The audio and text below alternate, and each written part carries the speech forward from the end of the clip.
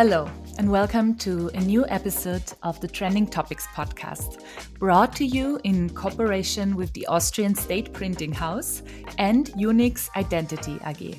Did you know that the Austrian State Printing House is not only one of the world's most secure passport manufacturers, but also a leader in modern identity solutions? Its secret? The highest security standards at the core and user-friendly solutions that bring real benefits. For over 220 years, this Austrian company has built a global reputation for security and trust. With Youniqx Identity, its in-house digital subsidiary, the company has shaped the development of secure digital identities and credential as we know it today. For this episode, I'm joined by Sebastian Zehetbauer, Chief Product Officer at Youniqx Identity AG, and his colleague Stefan Vogl, Chief Technology Officer. They'll provide insights into Youniqx Identity, its current and upcoming projects, and, of course, the future of digital identities. Welcome, Sebastian and Stefan. Hello. Hello. So, who wants to go first and explain, maybe in one or two sentences, what the core business of Youniqx Identity is? I tried to really summarize this in one sentence. In my opinion, Youniqx is a trailblazer in the realm of digital identities. We are dedicated to transform how individuals and organizations manage and secure their identities. Okay. Sebastian, now it's your turn. You are currently the CPO of Youniqx Identity. Could you maybe tell us a bit more about its origins and history? What was the initial spark that led to the company's founding? Sure, I can do that. So in, I think, 2012, the Austrian State Printing Company founded its own innovations department focusing on digital identities. And we performed different analyses and looked on how digital identities are going to affect our lives in the next round about 25 years. And the outcome of these analysis was that a digital identity is going to be more and more important. And that's why we decided to develop the MIA application, which was presented in 2015. We were very early at that stage and nobody else was doing that. And the outcome of that was 2017. We founded the company with the goal to bring state-issued documents to the smartphone. Yeah, we'll talk about the MIA identity app in a bit. Before that, I would like to know how the two of you came to join the company. I joined the Austrian State Printing Company around about 15 years ago. I started as a project manager, and I was from the beginning on fascinated by a company that has a 200-year history and managed to transition into a highly digital company providing products for the 21st century. And now I'm sitting here as the CPO of Youniqx. How was it for you, Stefan? Yeah, I also joined the Austrian State Printing House rather early. It's like 16 years ago, I think. I started as an intern because I had to do a mandatory internship for my university studies. And I really liked it at the company. I was also fascinated by how fast everything is moving in the company, which is kind of an old company. So I stayed on after I finished my studies, and I was given the opportunity to join the newly created innovations department of the Austrian State Printing House. And from there on, it went rather fast, I would say, because we started to develop MIA. We founded the new company, and now I'm CTO of this new company. And I can say in the 16 years, it was never boring. Okay, sounds like a lot of new development in the last years.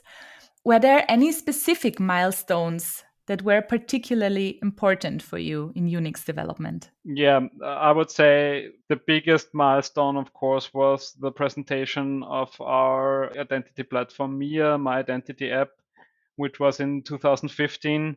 Sebastian already said we were extremely early in the market. There were no talks about digital documents or something like that. There were no standards that we could base our development on, so we really had to think about everything ourselves. Yeah, other milestones that were important. We had a pilot in Graz where we used MIA as public transport ticket. So this was our first small rollout. And then we launched the EID scheme of Liechtenstein using MIA. We had our own video identification service. We have our own cold wallet for cryptocurrencies. And of course, also a very big moment in the company was when we secured the contract for the Austrian eIDAS app. Mm-hmm. Okay, now the MIA Identity app was mentioned quite often. Could you explain what exactly is the MIA app and what was your approach to developing it? So the main idea behind MIA was and is to bring all the physically high security documents like driving licenses and identity cards to the smartphone and to provide the possibility to use these documents in all kinds of different cases, being in the physical world where you, for example, want to get a parcel from the post office, for example, or you're being stopped by the police, or in all kind of online scenarios where you want to authenticate online, for example. Our approach was an online first solution where most of the logic was in a cloud backend, I would say, especially because smartphones nowadays have more and more security features. We were able to transform to a more offline focused solution where we can offer most functionality directly from the smartphone. Mm-hmm. Who can use the MIA Identity app? Everyone? So the MIA Identity app itself is just a product of Youniqx Identity AG, which is then sold to, for example, governments around the world, like in Austria or in Liechtenstein. And then there are these apps that have the specifics for the different countries in there. So in Austria, for example, it's the eIDAS app. In Liechtenstein, it's the eID.li. And everyone can use it. In Austria, you need the Digitale Amt app for it to use it, but everyone can do that. Okay, got it. Digital identity is often associated with governments and authorities, like you said it yourself. Is this really just a government issue? Well, of course, I would say it is not, because I mean, an email address also could be a digital identity. But when it comes to legal aspects, then these initiatives are often started by government driven programs, like, for example, the eIDAS in the European Union. And digital identity solutions have significant relevance then for the private sector. So I would say that the government paves the way and the private sector then can rely on this information. And for example, banks and healthcare providers and universities and telecom providers and many others can use that information for verification and also for secure and efficient service delivery and very accurate data. So I would say that the digital identity is the foundational layer of quite a lot of digital interactions, either public and private. And as I already said, I would say the government sets the standard and the legal framework, but the real world adoption and oftentimes also innovation is coming from the businesses that build solutions on top of that. That's interesting.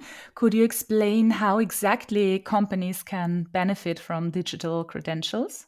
Yeah, I can try. Digital credentials make sharing of personal data a lot easier. Instead of sending around, like, for example, pictures of your passport, you can use the digital credentials to transfer verified and always up to date information with just one tap or with a scan of a QR code. And as these credentials are digitally signed, it is rather easy for businesses or for companies to verify the authenticity of this data. So it is also very easy then for them to stay compliant to different kinds of legal frameworks like KYC or AML out of the box. And of course, one of the biggest game changers in digital credentials are government issued digital credentials, like, for example, in Austria, the proof of identity in the eIDAS app, because this gives those businesses that use the credentials also the legal certainty, just like they would have with a physical document. And besides being very secure and providing the legal certainty, it is also, of course, a lot less time intensive to process digital credentials than to process analog credentials, like, for example, scanned passport documents or any other kind of documentation that has to be manually processed. So digital credentials can boost security, but also can cut costs and make life of the companies a lot easier. Mhm. Okay, I see. There's a lot going on with digital credentials, and I am sure that Youniqx has more projects in the pipeline. Can you tell us what's next? So I'll try to answer this one. Of course, I can't disclose any customer related information. I'm pretty sure you understand that. But I think it's what has already been said. We are the solutions provider for Austria and Liechtenstein, and we do have reached significant numbers of users using our applications. And I believe it's essential to build use cases on top of this existing infrastructure to make it even broader in usage. And there is pretty sure a lot more to come. But as I already said, I can't disclose any details regarding that. There's another topic I want to touch: regulations and standards. They may not be the most exciting topic, but they are essential, especially when it comes to digital identities. eIDAS 0.2 and the EUDI Wallet mark a new era in this field. Could you briefly explain what they are and how they will shape the future of digital identities? Sure, I'll try to explain it as as easy as possible. Please. I'd say the purpose of the eIDAS 2.0 regulation is to ensure universally trusted electronic identification for both individuals and businesses. So the main goal is really to streamline secure digital identities across borders. So interoperability plays a very important role, but also trust and user control. So I, as a user, want to have full control over my data, and I don't want to have a middleman seeing to whom I present my data all the time. So it should be really user friendly, secure, and heavily trusted in the European Union. It also provides strict requirements for data security, privacy safeguards, and risk mitigation aspects to reach great confidence within the European Union and also within the population. So I would say it's providing a secure and recognized EAD solutions for both public and private sector that tackles current topics like security, user control, and user friendliness. And I also think it's from a geopolitical situation very important to have our own solution. Yeah, makes sense. So, data protection and security are the key priorities at Youniqx Identity. You mentioned them already, but maybe we can go a bit deeper into that topic. How do you approach these issues? Yeah, you're completely right. Security and data protection are very important at Youniqx. We take those topics extremely seriously. Everything that we build has security and privacy by design at its core. So what does that mean? It's not only that we add some security features at the end or we do some tests at the end and say, okay, we think everything is secure, but already during planning and all specification phases, we put a very high emphasis on security and data protection. That is necessary in the field that we work because we need people to trust our solutions. We need the end users to trust our solutions, but of course we also need our customers to trust our solutions. And that is only possible if we really have these two values at our core. It is also important because we want to give our customers solutions that makes it easy for them to protect their citizens and their end users' data. Because, as I already said, it is very important that people trust in solutions like that. Because only if they trust the solutions, they are going to use it, and you get the adoption you need to have all these advantages that we already said. Maybe one development that's very important for us at the moment is, like I already said, smartphones get more and more onboard security features, and the security features on the smartphones are getting better and better. This makes a lot of use cases, especially things that are now specified in eIDAS 2.0, possible, because you can do a lot of these protocols and things like that on the smartphone itself. Mm-hmm. Sounds like the data is safe. We already reached the last question for this episode. Let's take a look into the crystal ball. What do you expect for the future of digital identities and credentials, let's say in the next 5 years? Are there any specific industries that could particularly benefit from them? I'll go first. I'm not sure if it's going to be particular industries or all kinds of industries that are going to use digital identities much more often than now.